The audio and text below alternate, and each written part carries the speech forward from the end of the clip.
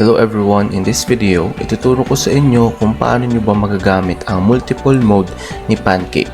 Very helpful ang feature na to dahil hindi mo na kailangan magpalipat-lipat pa ng platforms para lang mag-reply sa comment ni customer or sa message niya.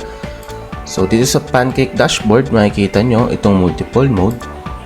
Then i-click nyo yung page na gusto nyong makita ng sabay-sabay. For example, itong Pancake. Ayan.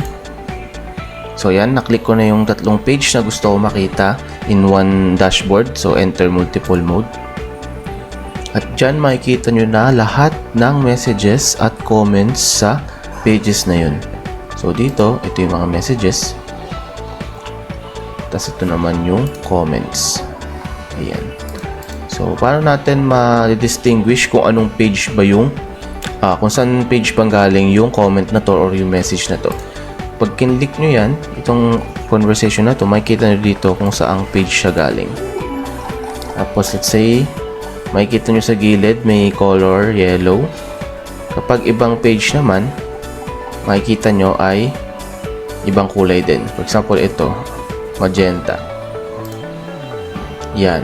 So yan. So ito naman si Pancake Philippines Demo. So ibang page naman siya. And then, paano ba natin papalitan yung colors na yan? Let's say, base sa gusto natin. Punta lang tayong settings, tapos sa display, tapos pwede nyo palitan yung kulay dito based sa gusto ninyo.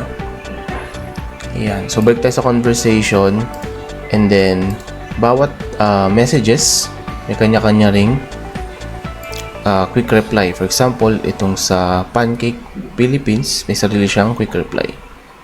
Tapos, ito namang sa demo, may sarili rin siyang quick reply. So, hindi siya maghahalo-halo.